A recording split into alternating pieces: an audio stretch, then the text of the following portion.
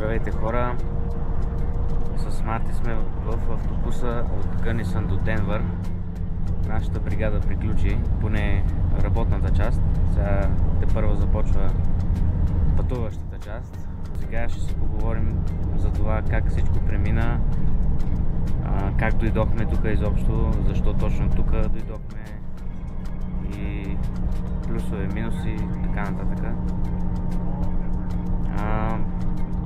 Ще започна с това, че аз бях с агенция Интеграл София. Марти? Интеграл Велико Търново. Така че Интеграл отново. Да, така че пак Интеграл. Аз съм доволен. Удобно. Няма никакво оплакване от самата компания.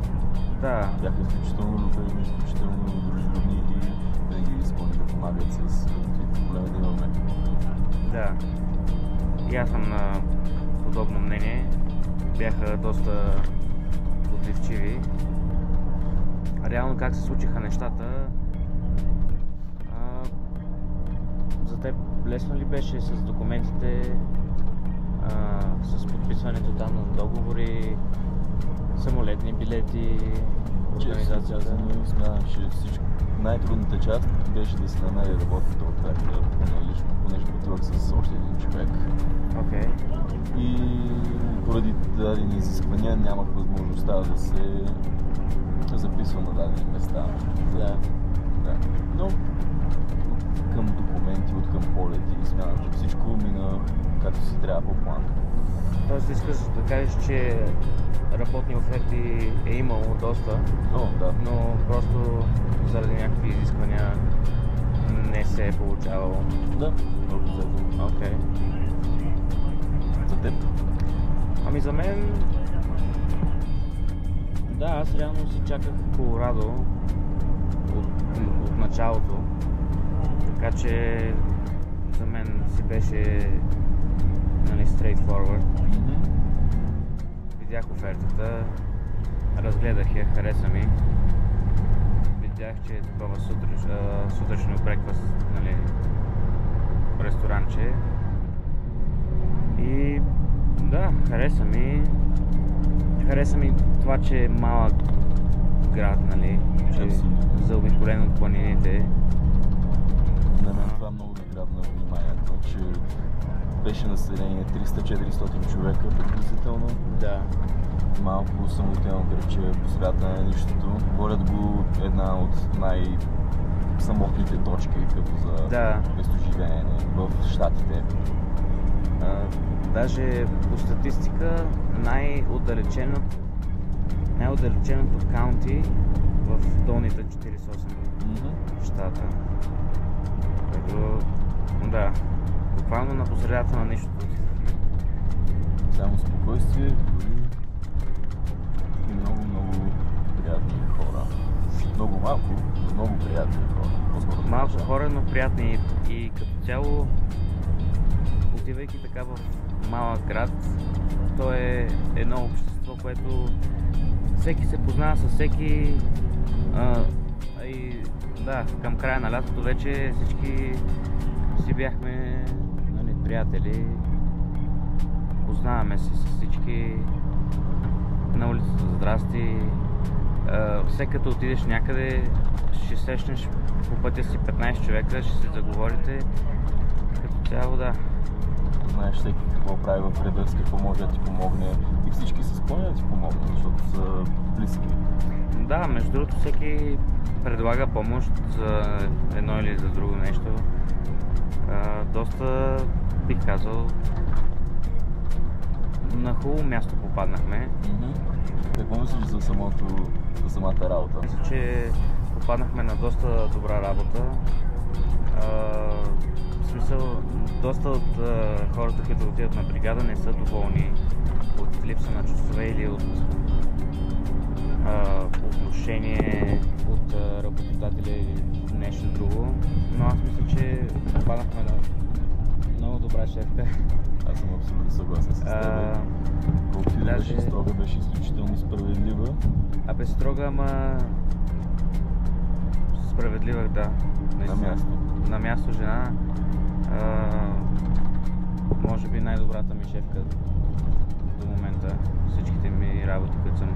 В смисъл, добре прави бизнеса, който прави и добре се получиха нещата и между нас, защото понякога и ние да сме добри работници и тя да е добра шефка, не биха се получили нещата, но смятам, че имаше така... Това сближаване. Да. А и още в началото тя реално ни каза така и така. Ще се постарая, нали, да ви давам допълнително часове, понеже ресторанта работеше и вечерно време за вечеря. И тя каза, че се постарая да давам часове. Ако не, каза, че ще ви намеря втора работа, ще се погрижа за вас. Ама и тя е била реално в J1 преди време, преди 13 години, нещо такова. И предполагам заради това има го това разбиране. А ти какво мислиш за намирането на втора, трета, пета работа? 15-та работа. Ами, честно казано, не знам как би било на други места, но в това малко градче стига да искаш да се трудиш и да покажеш, че можеш да го правиш, без да се оплакваш. Всеки ще се радва да ти даде работа.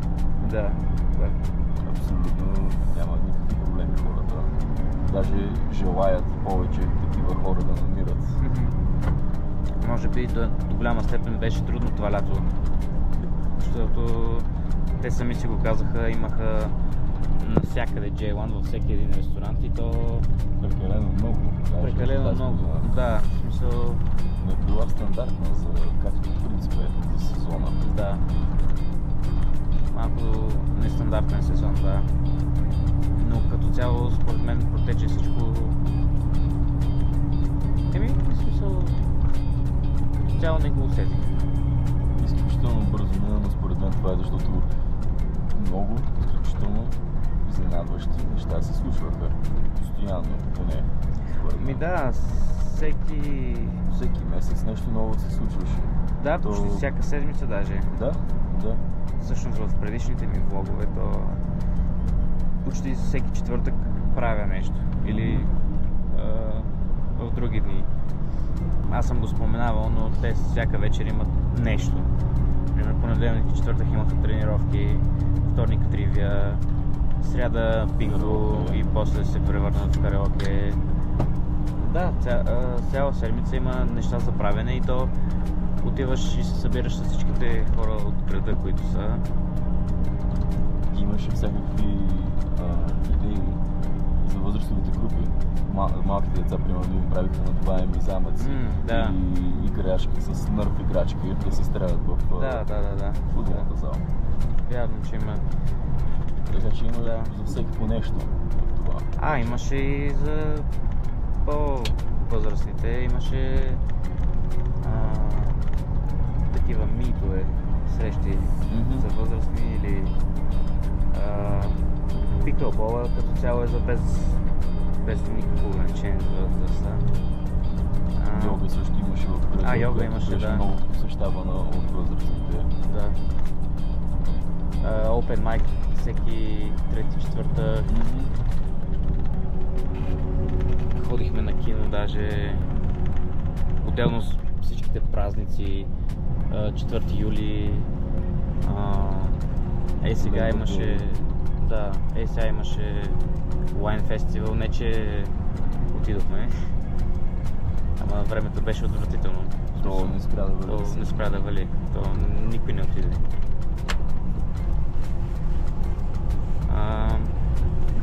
От към работа не бих казал, че много ни е било трудно. По-скоро досъкване беше с самият екип и със самото работно място и с менталитета на хората, понеже тук е съвсем различно с културния шок. Да. Защото едно е да обслужваш българин, друго е да обслужваш тук американец като цяло. Просто е доста не е наше. Смятам, че по-скоро трябва да скажеш, че не е стандартно и не го казваме с лоши мисли, чувства. Не е с лошо, даже по-скоро аз бих казал, че е по-лесно да се обслужва американец. Ако не става въпрос за рефилване. Ама иначе те са много така разбрани хора, а и шефката ни това го повтаряше през цялото време. Да, очаквайте, питайте. Няма да ви се разсърди човека. Да го питате за това, за онова. И да, това с екипа, мисля, че в един момент просто се заготвиха нещата и тръгна всичко. Слабо лято е, доколкото те казват, но имахме силни моменти, най-вече юли, и сега тая последната седмица беше най-силна. Идеята беше, че нямаше да има хора по принцип тази седмица, те се цъфнаха точно тогава. Да, последната седмица си беше най-така. До цяло, би ли казал, че си доволен? Абсолютно доволен. Това беше едно... Сега ще бъдеш като пак и клишето, но незабравимо приключение за мен. Аз преминах през много неща, много моменти, много събития. Аз съм изключително доволен. Това много обогатява мен. И не говорим за паричност в момента, говорим за душевно обогатяване, за дисциплина и за самото разбиране към света. И на себе си, разбира се. Като си в такова градче, където нямаш толкова много неща, които ти хващат вниманието, имаш повече време за себе си и осъзнаваш неща за себе си. Ти спомена научаването на нови неща. Какво мислиш за културата, американската, разликите между тяхната и нашата култура, цяло европейската? Ами, ще ти дам този отговор с един пример. Се заговорих с един музикант там и почнахме да говорим за менталитет, за малко за политика, каквото ни хумно, малко да взето. И човека, той е американец, си каза директно: ние обичаме да сме любезни, дори когато много не ни угажда. Любезността им е на първо място. Работейки като цяло в ресторант, мисля, че доста се забеляза това нещо. Всеки абсолютно непознат да е или на улицата да е, ще ти махне, ще каже здрасти, как си, как е денят ти, какво става, откъде си, ама как си тук. Да, това е редовното. Откъде си, как попадна тук, къде е вкъщи за тебе. Да, абсолютно непознати и са така с интерес говорят. Колко е искрено, не мога да гарантирам, но аз си мислех, че ще бъде така че не съм бил много шокиран. Настаняването, между другото, още една точка, която искам да отбележа. Смятам, че попаднахме на много хубав апартамент. С малко хора живяхме.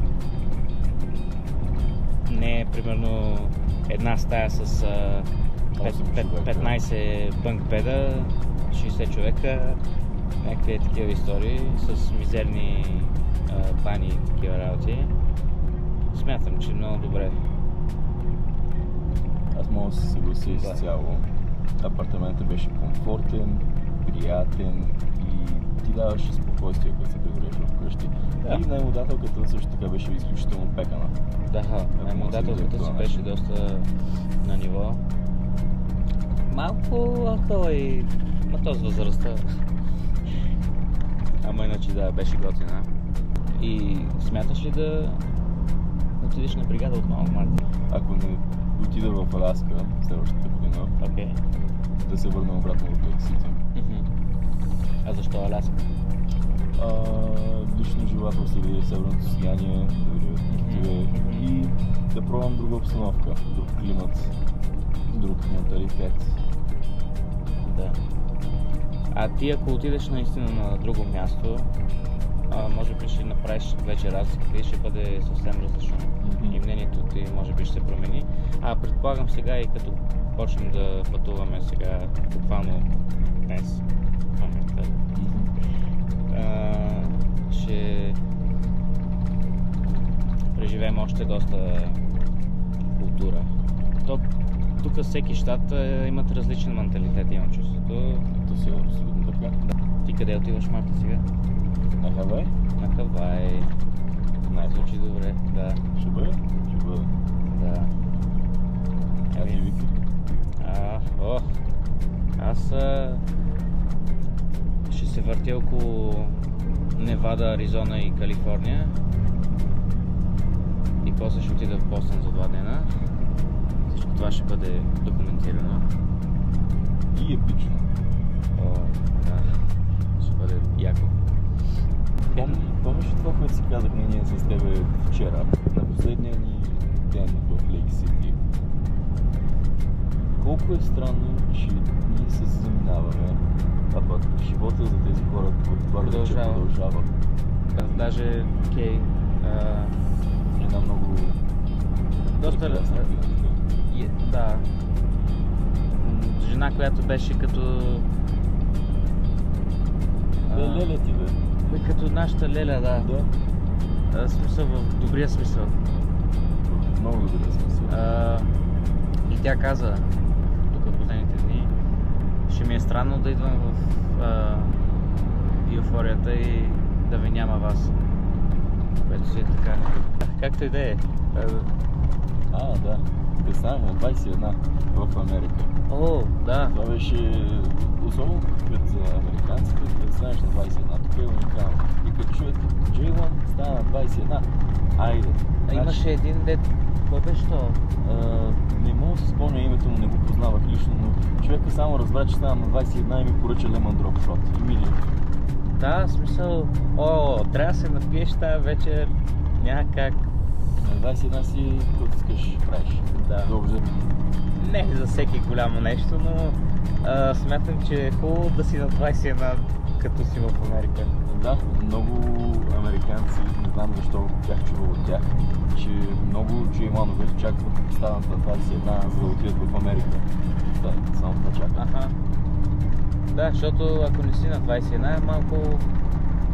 доста неща...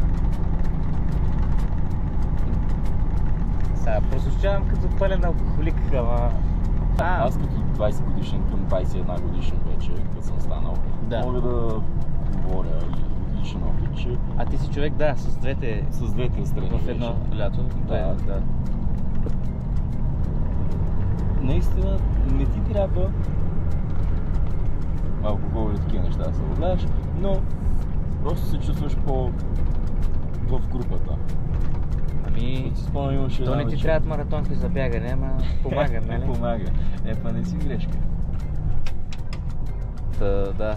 Country Store. Не е нашия Country Store. Как мислим еднакво. Какво мислиш за другите J1 студенти? Сега ми хрумна като интересен топик. Така. Аз най-много общувах с хърватци, J1-ове, и с турци J1-ове. Да. Доколкото се спомням, имаше в нашия град дни от Южноафриканска република, от Нигерия, от България, Румъния, Турция и Хърватия. Имаше едно момче от Монголия, едно момиче от Китай. Латвия. Литва. Литва ли бяха? Май да. Не знам. Ама аз, между другото, до последно не знаех, че са J1. Мисля, че са там да си живеят, да знам. Не знам как е било минали години, но смятам, че си станахме добра компания J1 хора, студенти.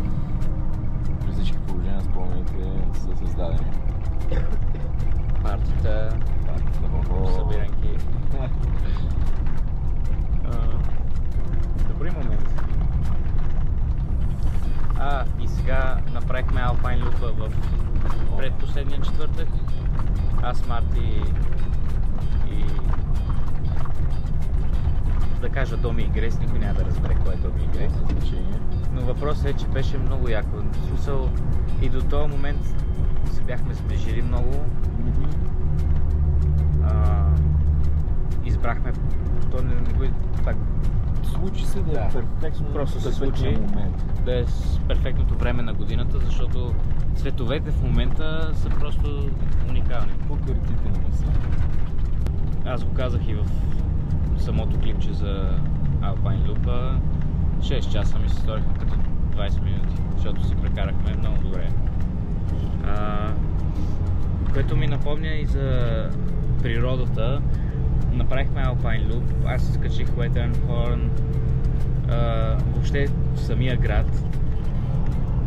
Държа да отбележа, погледнеш ли горе небето вечер и ти виждаш пълно небе с звезди. Това в града няма. Това в града няма никъде, да. И въздуха. Въздуха си е чист. Цветът на небето. Ако си беше Забелязал съм, да. Забелязал си.